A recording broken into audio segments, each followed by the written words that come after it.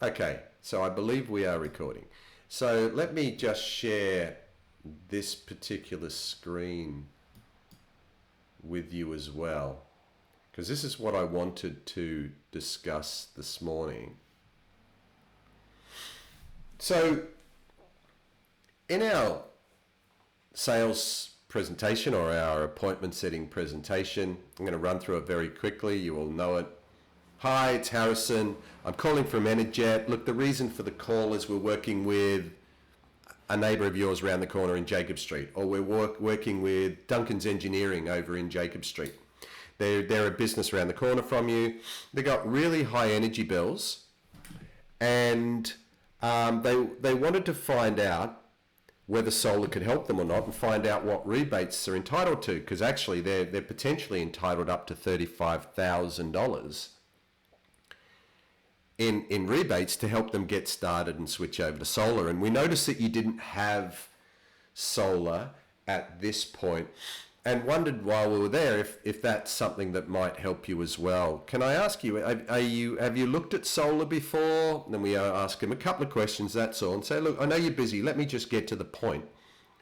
The reason for the call is, well, all you need to do, sorry, mixing things up, all you need to do is send a copy of an energy bill. But we set up a short site visit so an engineer can come and see you. They take some photos of your switchboard to make sure you don't have one of those old whirlybird type meters and you don't need an upgrade.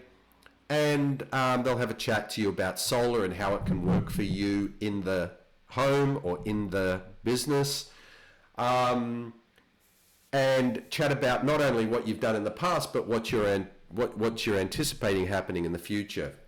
If it's a homeowner, are people moving back into the house? Are you adding a swimming pool? Are you adding an electric vehicle? Is there something that's going to be adding to your energy consumption that needs to be taken into account for the design of a solar system? There's no point just designing it on the past. It's about designing it on the future as well. And for home is something like, if you're a business, are you adding a cool room, or you're doubling the size of the staff? But the engineer wants to talk to you about that because it's probably information that only you will know and be able to share, because adding a new energy system is quite an important thing. But this is all free, no obligation. You get a 10-page report, and it's going to show you exactly whether solar is worthwhile or not before you need to make any decisions. Right, it's going to show you what it looks like to have solar panels on the roof, what type of panels that are recommended to you, how much energy the solar panels are going to create for you, and how much energy you're using and how much you're going to be saving. And that's not only now, but it's over the next 25 years. A lot of solar panels are warranted for 25 years, so your report will be covered for 25 years. Like I said, it's all free. There's no obligation. It's just a great way to find out whether solar can help you or not. How does that sound? Would you like to do that? I've got a couple of spaces coming up next week. We're quite busy, but 10 o'clock or 2 o'clock, maybe Monday or Tuesday next week. Do either of those times suit? Okay, good. Can I just double check you're at this address still? That's really important. I don't want to send the engineer to the wrong address. And can I just have your email address? I've already got your mobile number. You're going to receive a confirmation by SMS and also a calendar invite by email. When you get that, could you please reply with a copy of a recent energy bill? It's really important because the engineer needs to do some homework before they come out, and they're going to have a look into the rebates and grants that you're entitled to, but we need that energy bill to really look into that. And they need it at least a couple of days before. So if you can get that back to me today or tomorrow, is that okay for you? Yep. All right, great. You've got access to that. Excellent. Well, look, that's it. Can I just double check? Do you the owner of the building, or are you leasing? You're leasing. You're there for at least 5 years. You got at least 5 years to go. Or okay, that's good. And your monthly bill is around what? You're not sure? Okay. Is it over 1,000 or over 5,000 as a guess? Over 1,000, okay, per month. All right, great. Okay, great, that's all I need. I'll make all the notes and put the appointment through. You'll get that confirmation shortly. Send me an energy bill back. That's all we need. So I hope the meeting goes really well for you. I hope it's really interesting and you get some good info out of it. Okay, any questions for me? No, we all good? Great. Thanks for your time. Nice to chat to you, and I'll send that over shortly for you. Thanks. Bye for now. Okay, so that's a pitch, right? But what I wanted to discuss with you today, if you look at the chart in front of you, in that introduction, hey, it's Harrison calling from Energet, da-da-da-da-da-da. What's the opening hook? Anyone? Anyone want to jump on with a mic? The opening hook. What's the thing that hooks them? Because that's what you need. You need an opening hook. You need something to grab their attention within 30 seconds. The hook is that there is another company neighboring to them local, and the company has high energy bills, and trying to find out what the government rebates are, and we're helping them. So correct. Basically, that's the hook. That's the hook. Exactly.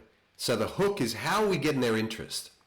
How are we clearly articulating the value of an assessment by basically telling them a third-party story, it's called, about another company to paint the picture for them. But in that, we've explained that they've got high energy bills. They're also entitled up to $35,000. So I'm not selling it to them. I'm hooking them by talking about another company. So effectively, I'm creating kind of fear of missing out, FOMO. I'm creating a bit of jonesing where we're talking about someone else who's got something. We're not talking about them. I've not directed this at them at all, but I've hooked them. They're listening, right? And if you deliver this properly, they're listening, and that's what you want. That's the purpose of a hook. Okay, what about qualifying? Okay, step 2 was qualifying. How am I qualifying them? What's the initial thing that I'm doing that's qualifying them? Anyone? You're asking them whether they also looked into solar and have high energy bills. So basically, that's one of the conditions of qualifying, pre-qualifying. Correct. So you fully qualified. Exactly. You got to ask them questions. That's why if you look at the structure of the training and the script, everything we do is introduction. That includes the opening hook. Question stage. And we're talking to the owner. Yes. Well, you got to find all that out, right? Because there's no point asking and offering everyone an appointment if you don't even know if they're qualified, right?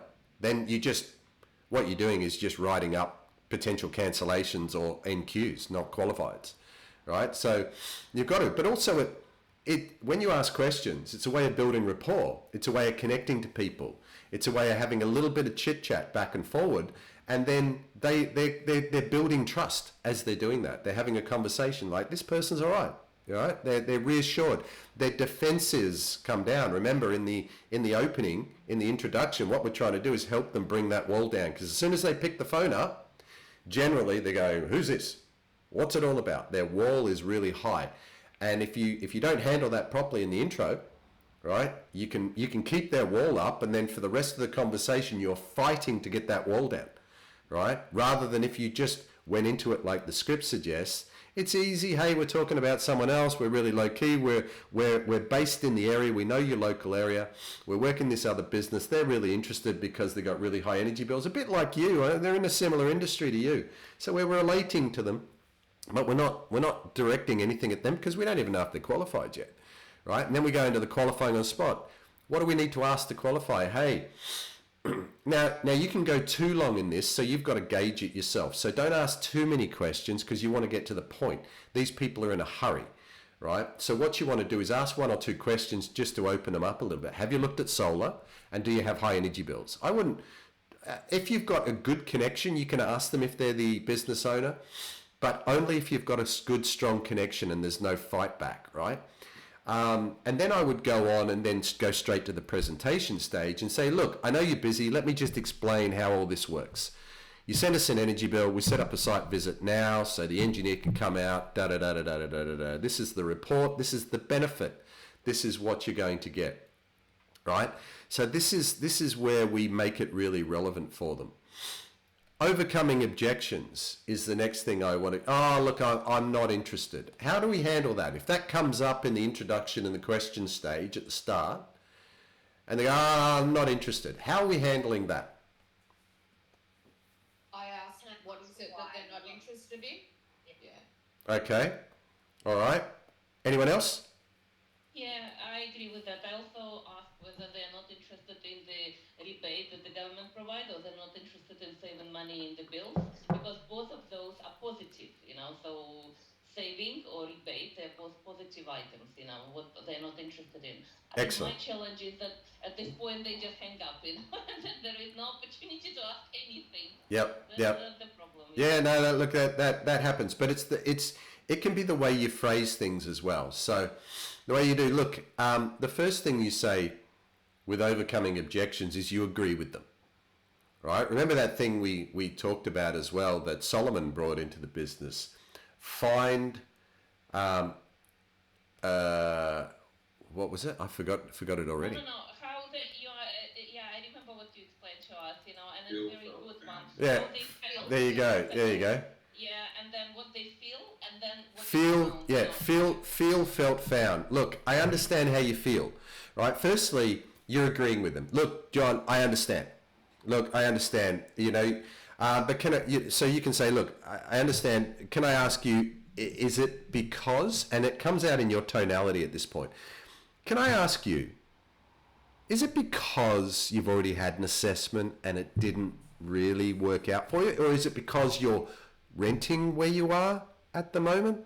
Now listen to the tone in my voice, right? So I'm agreeing with them. I'm saying, yeah, look, I understand a lot of people feel the same way as you when they first look into solar. But can I ask you, is it because you've already had an assessment and it didn't look very favorable to you? Right? I slow the conversation right down. I'm not trying to ram it down their throat. I don't want them to feel like I'm aggressing them, right? Because what you can do, a lot of people go back and they go, oh, can I ask why not? Right? There's nothing that irates a customer more than that. And that's because you're putting them on the spot. No, you don't have any right to ask me, right? And they're going to get shirty and they're going to put the phone down, right? You don't have any right to ask me. Well, don't put me on the spot. I can do what I want, right? All of a sudden, asking that can very much drive that aggression. But what you do is defuse the whole situation. But firstly, the way Solomon handles it is really interesting. Feel, felt, found. Look, I understand how you feel.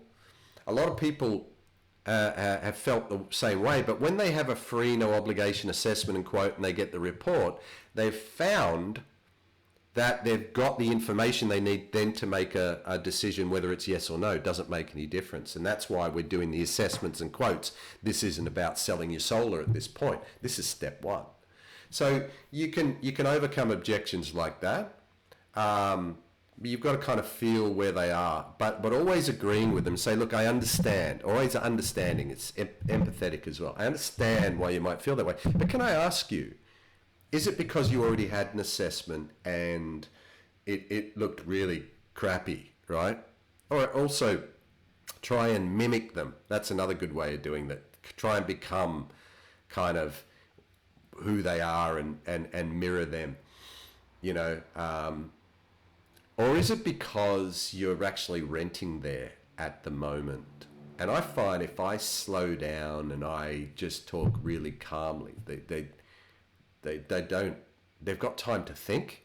That's what you need to do. I'm giving them ideas. Like Ludmilla just said, can I ask her, is it because you're renting at the moment? Is it because you had a solar? Is it because you're sick of having all these telephone calls about solar?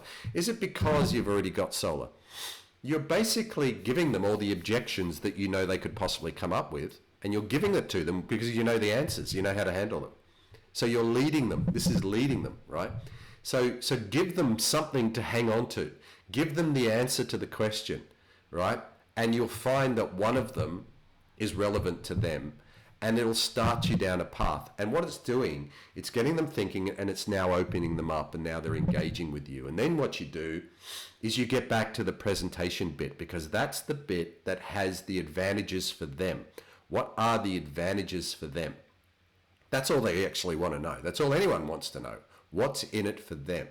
Say, look, is it because of that? Okay, I understand. Well, you know, if you're renting, you can still have solar. It just depends on how much time you're there. But that's what the assessment will do. Now, let me just explain why I called. All you need to do is send me a copy of the energy bill, and we set up a short site visit so an engineer comes out.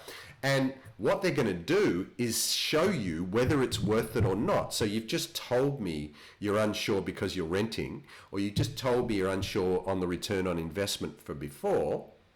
But what happens when they come out and take photos of your meter and they have a chat with you, they're then going to put a report together that's going to identify all this that you're concerned about.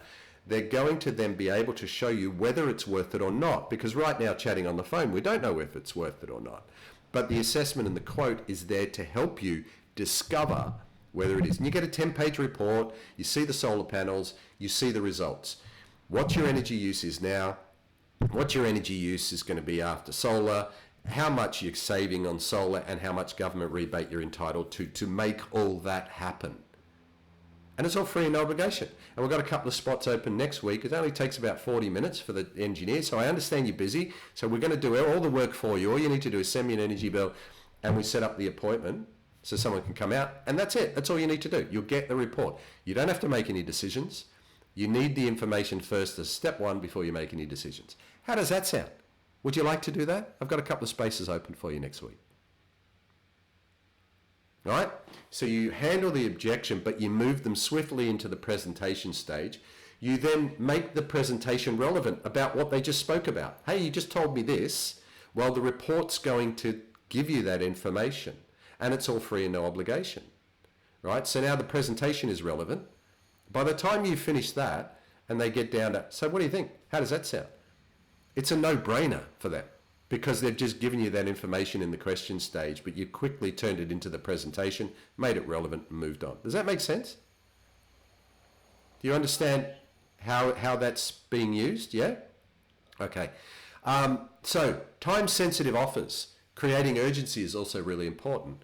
So what are a couple of ways, once we get to that point, right, because we've got to get through the presentation to that point. We can't shortcut and just go to a time-sensitive offer because it means nothing. You've got to go through the introduction, questions, presentation to then be able to offer something that's time-sensitive and build urgency. But what are a couple of ways, anyone, as to how we can build that urgency? Yeah, yesterday I rang a business and it ended up being he was running the business from home.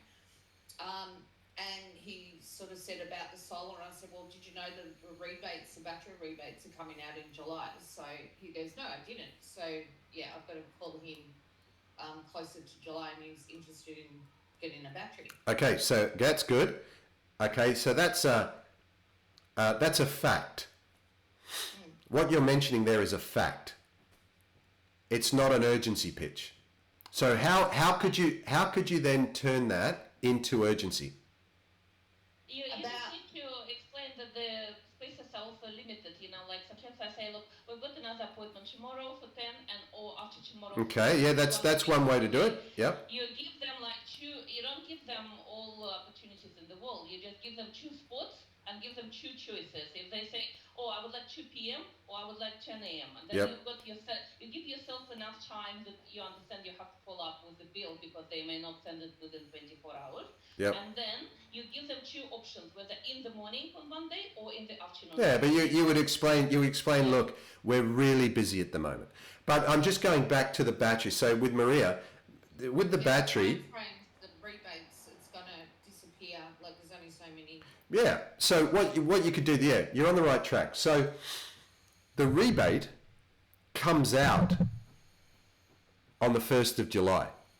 But already businesses and homeowners are installing the batteries now, but just not switching them on because they get the rebate 1st of July because the supply of rebates is limited. There's already 4 million solar systems installed in Australia. There's only going to be 1 million solar rebates available, or about 1.2. About that 43%'s already capacitated. I forgot about that yesterday, but then I remembered afterwards. But yeah, I couldn't remember what the percentage was. But well, I mean that's different. That's different. So what you're talking about there is how much renewable energy is in the grid. We're already in the 40s.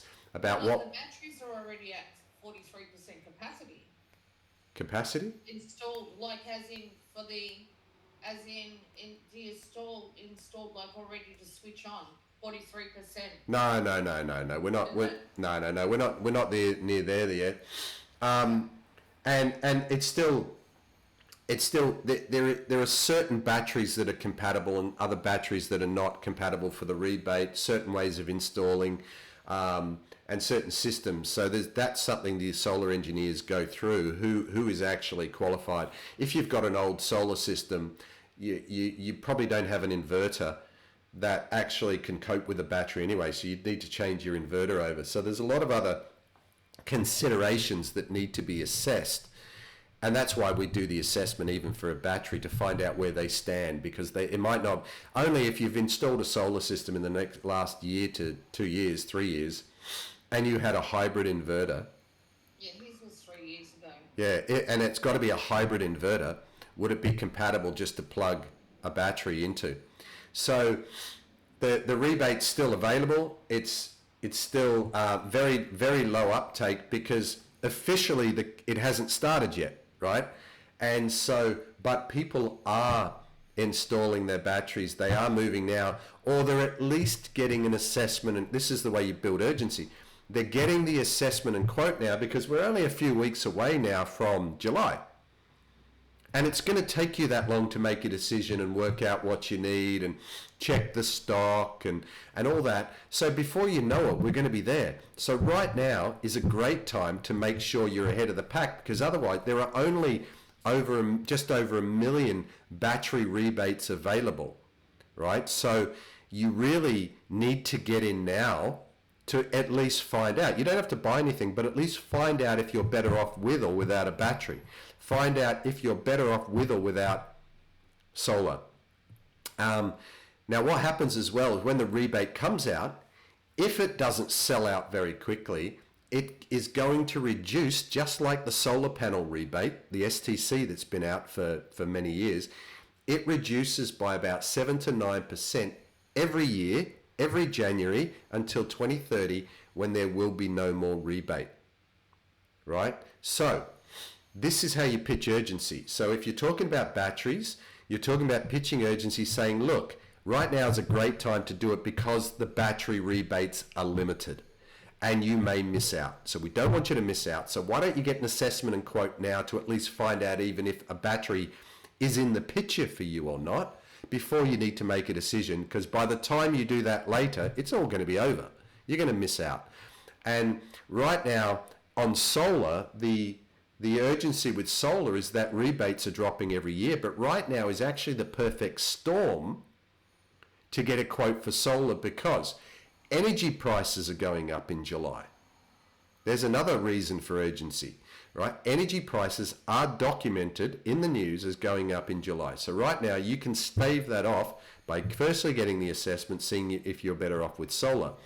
But right now solar panels are at their lowest price. Energy prices are going up. There's a new rebate. The rebates for solar are currently at the highest point they're ever going to be, and they're coming down and they're going to be eliminated by 2030. So right now is the perfect storm. It is the perfect time for you to get the highest return on investment from your solar system or your battery. It's the highest point you're ever going to see right now. And the longer you wait, the less you get back and the lower the return, right? The question that I wasn't sure on whether he would qualify. So if he's already got solar, because I haven't done the residential side yet, if he's already got the solar, what does his bills need to be to qualify for a battery? Well, you still need to have, you still need to have an energy bill over $300 or $500 a quarter. And if you're in a business, businesses are a little bit different. You still need to have at least, even if you've got solar, you still really need to have $1,000 monthly energy bill to look at the potential of a replacement. That's only if solar is old, 7 or 8 or 10 years old, or to even consider a battery. But a battery may not be the reason that the energy bill's high. So it's a little bit more complicated with businesses, because businesses operate 9 to 5, Monday to Friday. If the business operates outside of that, then they could benefit from a battery. But the reason it's so good for homeowners is because they come home at night, 5 o'clock, 4 o'clock, switch everything on. You're on peak rates then. So up till about 9, 10 o'clock, you're on peak rates. And that's when everyone's home using everything, right? Watching TV, plugging computers in, cooking. I think it's up to 11 p.m. I think it's 11 p.m. to 7 a.m. is off peak. Yeah, something like that. So, so that's why you only need a battery if you're a homeowner to use up till 10 o'clock or 9 o'clock or 10, because that's when you stop, right? So you don't need a battery that's big enough to take you right through the night. You only need to cover that main shift while it's peak. And that's where you'll make a lot of savings. And during the day, your solar on the roof, it's charging up your battery, but it's also offsetting other things like your energy use. You might work from home, so you're using energy, but also you make sure that your dishwasher and your washing machine and the pool filter runs during solar hours.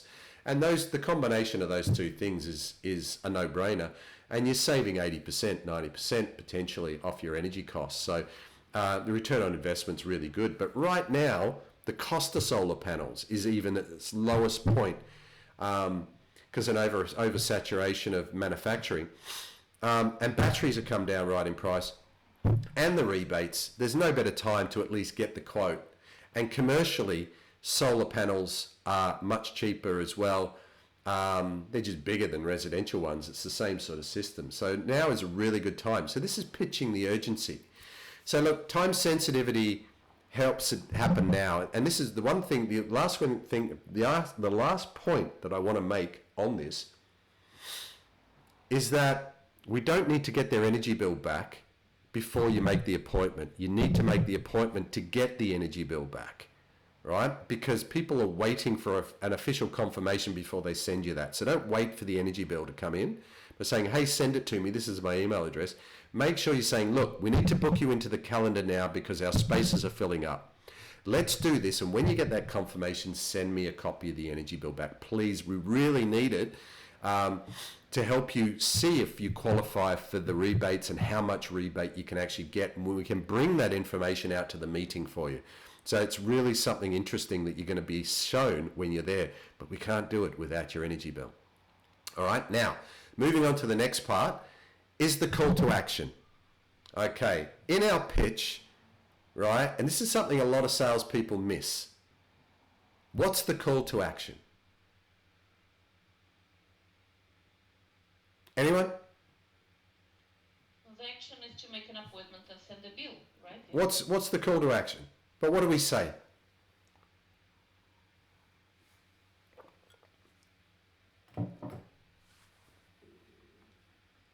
Providing a free, no obligation solar assessment. No.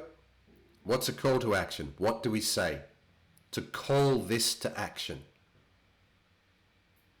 How does that sound?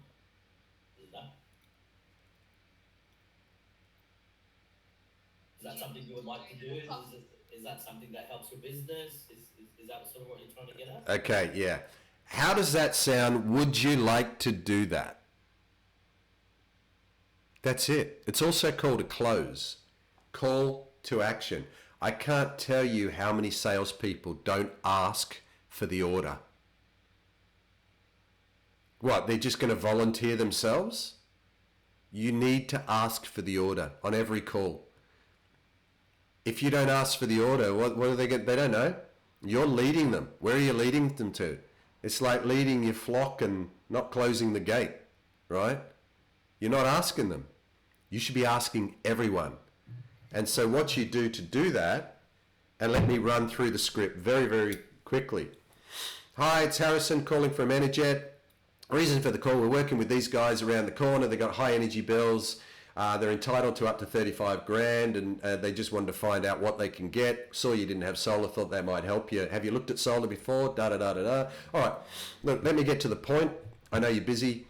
All you do is send us a copy of the energy bill, but let's set an appointment up for you so an engineer can come out. It's about 30, 40 minutes. It really is an interesting way for you to find out. They look at your switchboard. You get a copy of the energy of the report.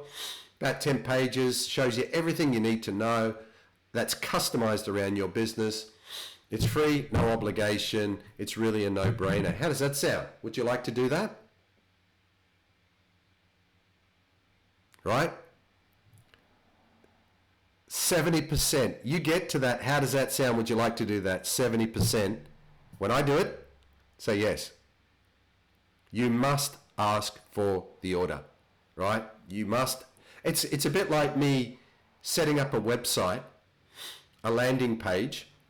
You click on an ad for battery rebates and I send you to a page and I say, hey, the battery rebates are really cool. You should find out more about it. And I don't put a booking link on there. Where do you go? Oh, great. I'd like to find out. Where do I go? Is there a phone number? Is there a button? Right? In digital language, that's the equivalent of you not saying, how does that sound? Would you like to do that? And then shut up and listen. That's gold. Shut up and listen. Not only are they going to come out with a yes, don't be scared of whether it's a yes or a no. If you've done your job properly, it'll be a yes because it's a no-brainer. If you've given them an opening hook and got into a conversation, you've asked them a couple of questions, and then you've delivered the presentation so they understand what's in a solar appointment, what's in an assessment, what's in a quote, and why it's good for them. And then you've tailored that around the answers to the questions that you've just got. Oh, hey, yeah, we looked at it, but didn't like the guy, didn't like the solar company. Well, you can answer that in the presentation stage. You're going to get a full report. You're going to get ideal, and you know, the company is experienced and the engineer's experienced in doing this 1,000 times. So you're going to have someone really experienced who knows what they're doing. They're going to deliver the right information, the right design. And then you can discuss price later and everything. It's irrelevant. More. Let's find a solution to your problem. How does that sound? Would you like to do that? I've got a couple of spaces open next week for you. Monday or Tuesday, 10 o'clock or 2 o'clock. What do you think? If you are not getting to that on every call you do, you are not doing a service to your customer. You're not helping them. You're not helping yourself. You are walking past opportunities because you're not asking the question. What are you expecting them to ask you? Oh, can I have an appointment, please? It's not going to happen. You need to do it, right? And even if they're defensive at the start, risk them hanging up. Look, John, I know you might not be interested. I know you might have had a difficult time before. Let me just explain why I called. You send me an energy bill, we set up a short site visit, the engineer comes out, that's it, it's free, no obligation, you get a 10-page report. That's what we're doing. It's not to buy solar. If you want to buy solar, you keep talking to them. But that is all we're doing. You need to find out firstly, is solar even good for me or not? That's all we're trying to identify, because solar is very personal around you and the way you use energy, and it might not be right for you. You might be absolutely right, but why don't we find out with the updated information that's relevant right now, with the information on rebates, batteries, solar panels, everything you need to know right now goes into that report with absolutely no obligation. And if it's not right for you, you can bin it. No problem at all. How does that sound? Would you like to do that? So it doesn't matter how many objections they come out with. I'll keep going back over the presentation. I'll customize it around. I'll give them the answers, and then I'll ask them again. How does that sound? Now that you understand that, how does that sound? Would you like to do that? And I'll ask them again, and I'll ask them again, and I'll ask them until either they put the phone down or they go ahead. I will keep answering the objection, and I will keep educating them with facts as to why they should actually do it. Because I am confident and I believe they actually should do it. And all that's holding them back is either ignorance or their sales defensiveness. Some people just know they're easily sold and they object to every appointment because they know they're a sucker, right? They can't help but say yes. So some people's defenses go up. So I am going to help guide them to the right decision. And I will keep asking them, and then I will answer their objection. Well, look, John, why? Can I ask you why? Is it because, you know, da-da-da-da-da, or is it another reason? Until they give me the right reason, or I will allow them to hang up on me. And I'm not offensive. I'm not forcing them. I'm not telling them they must do that. I'm not pressuring them. I'm just trying to answer their questions. I'm just trying to find out what is stopping them, because I know more often than not, in probably 90% of circumstances, it's misguidance as to why they're not looking. Or I might finally get out of them, oh look, we're not sure if we're staying or not. Okay, no problem. Well, if you're not sure if you're not staying, then you're right. It's absolutely no point in doing an assessment and quote until you know you're going to be there five years longer. So thanks for being honest with me. No problem. I agree. I don't think it's for you. Have a good day. Let us know when you're permanent somewhere. So if they fall outside of the qualification, you let them go. And this is what I was talking to you the other day about. When you're really good at this, you'll be rejecting people as well as accepting people. Right? You'll be turning people away because they're not qualified, because you'll know. And that's one of the qualification criterias, right?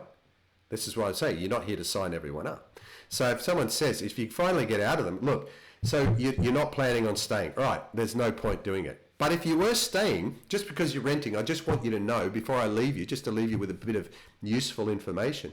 Before you know, if you are staying in the building, right, and you're renting, you can still have solar. Just as long as you're there over 5 years, you're going to see the value in return on investment, even if you're renting. You can leave the solar, because if you save 200 or 300 grand over the next 5 or 10 years by having solar on your roof, who cares in 10 years if you leave the site and you leave it on the roof for your landlord, right? You've made the saving. You've saved the money, and that's all it's about.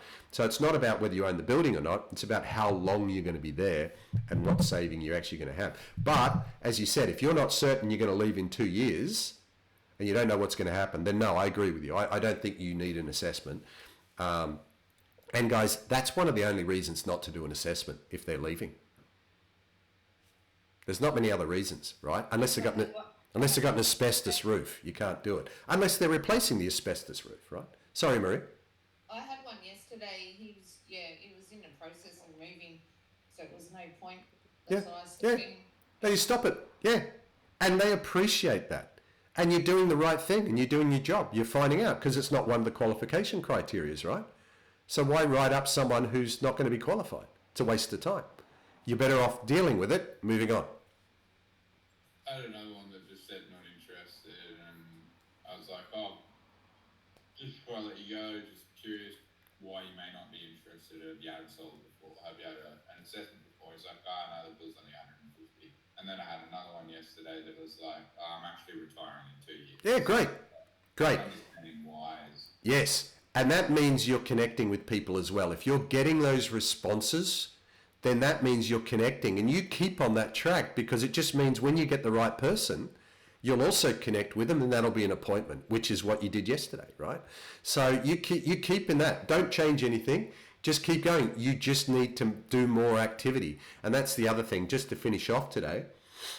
The rest is just activity. You keep that model that I've just taught you there in the pitch. Use that every time, and you get really good at the hook, qualifying, overcoming the objections, the time sensitivity, and the call to action, right? That's the blind stuff that you don't read when you read the pitch, right?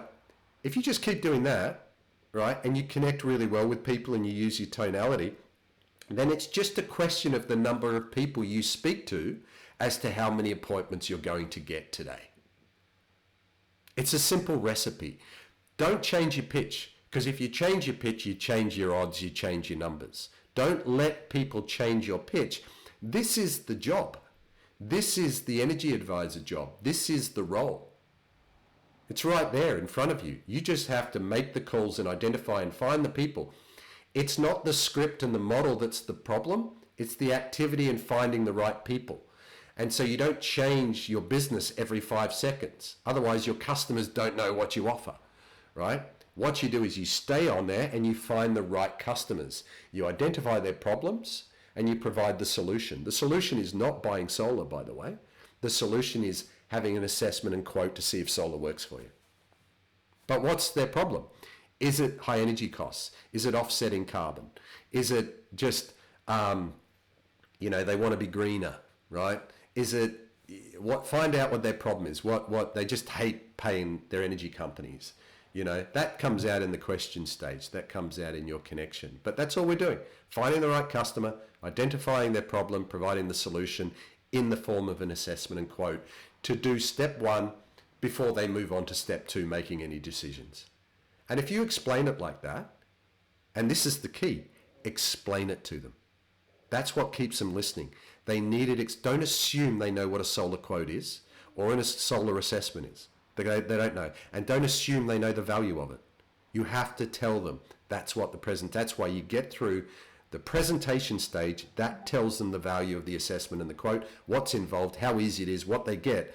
That's the advantage for them. That's the value for them. You cannot afford not to mention that on every call.